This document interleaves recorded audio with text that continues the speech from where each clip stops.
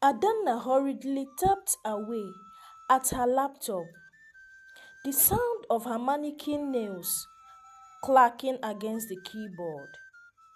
The office was unusually quiet for a December afternoon in Lagos. Most of her colleagues had already started their holiday breaks. She, however, was neck deep in work. Adana, you are still here? Her boss, Mr. Adewale, asked, poking his head into the office. Just wrapping up a report, sir, she said, flashing a polite smile. Don't forget to take time off. It's Christmas, after all, he said before disappearing down the mall. Adana sighed. Christmas was always the same in Lagos. Overcrowded malls, endless traffic jams, and hurried church services. Her parents had been nagging her for weeks to join them on a trip to Uturu, her ancestral home, but she had resisted. Lagos was all she knew, and the idea of venturing into rural Abia State made her uneasy. That evening, she arrived home to find her mother packing a large suitcase in the living room. Adana, you are coming with us, her mother declared without looking up. Mom, I told you I have work, Adana protested. Her father, sitting nearby with a newspaper, chimed in. Nne, you have been in Lagos your whole life. It's time you saw where you come from. Her mother added, you will thank us later. Besides, it's just a few days. Reluctantly, Adana agreed. The journey began early the next morning. Adana sat in the back seat, headphones in, scrolling through social media to distract herself from the bumpy ride. Do you remember that palm tree? Her mother asked, pointing out the window. No, Mom. How would I? I wasn't even born then. Adana replied. Her father chuckled. Your mother sees landmarks that probably don't exist anymore. As the scenery shifted from urban to rolling hills and lush greenery, Adana began to relax. The air smelled different, fresh and earthy. But just as she started to enjoy the view, the car spotted and came to a halt on a desolate stretch of road. What is wrong, Dad? The engine overheated, he replied, stepping out to inspect it. Panic bumbled in Adana's chest. As she looked around, the road was empty, save for a few goats grazing nearby. Are we just going to stay here? Her mother shot her a reassuring look. Relax, Nne. Your father will figure it out. Minute turned into an hour, just as the sun began to dip below the horizon. A beat-up truck approached. The driver, a middle-aged man with a wide grin, offered to help. After some tinkering, the car rolled back to life. You are lucky, the man said. This road gets lonely at night. Adana shivered at his words, though the night was warm. By the time they arrived in Uturu, It was dark. The compound was alive with activity. Relatives spilling out the house, shouting excitedly, and embracing Adanna's parents. Hey, Nwa Lagos, a cousin exclaimed, grabbing Adanna's suitcase. Welcome to the village. Adanna forced a smile, overwhelmed by the unfamiliar faces and rapid-fire Igbo conversation.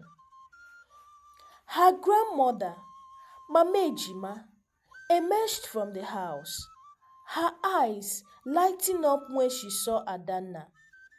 "Is this my Adanna?" she asked, pulling her into a warm hug. "Hey, Lagos has polished you. But don't worry, you will wash that city off you before you leave." Everybody burst into laughter, and for the first time that day, Adanna found herself smiling. On Christmas morning, the entire village gathered for a festive church service.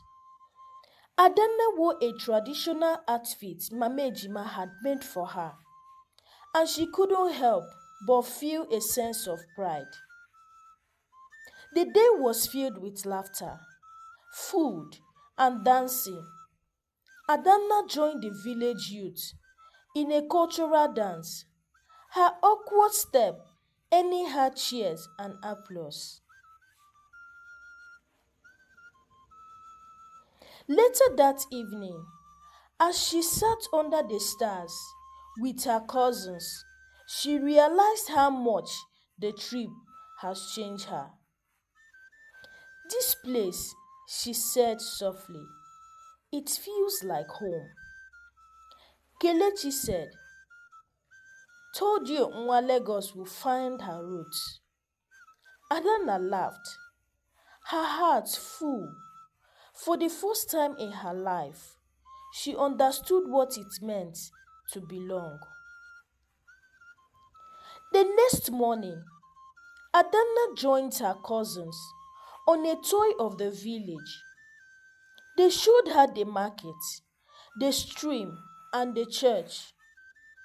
Adanna is captivated by the beauty of the place, but struggled to adjust to the slower pace of life. That afternoon, her cousins mentioned a masquerade display happening in the village square. "Kelechi, you can't miss this. It's the highlight of Christmas in Uturu." "Adanna, masquerades? Aren't those things scary?" "Chisom, scary? They are fun. Come on, city girl." The village square is bustling with activity. Drummers beat their instruments, and villagers cheer as the masquerade perform. Adanna stands at the edge of the crowd, observing cautiously. Suddenly, one of the masquerade noticed her and begins to move towards her, its colorful costume swirling in. The crowd laughs and cheers, but Adanna stiffens. Adanna to Kelechi, "Why is it coming here? What does it want?" Kelechi, laughing, "Relax, it's just playing with you." The masquerade dances closer, making exaggerated gestures. Adanna, feeling threatened, reacted impulsively. "Adanna, stay back." She pushed the masquerade, causing it to stumble. Crabs rippled through the crowd. The masquerade recovers and approaches again, this time in a more intimidating manner. Panicked, Adana grabs at the mask and pulls it off, revealing a sweaty young man beneath. The crowd erupts in chaos. Removing a masquerade mask is a grave taboo. What has she done? One of the villagers said.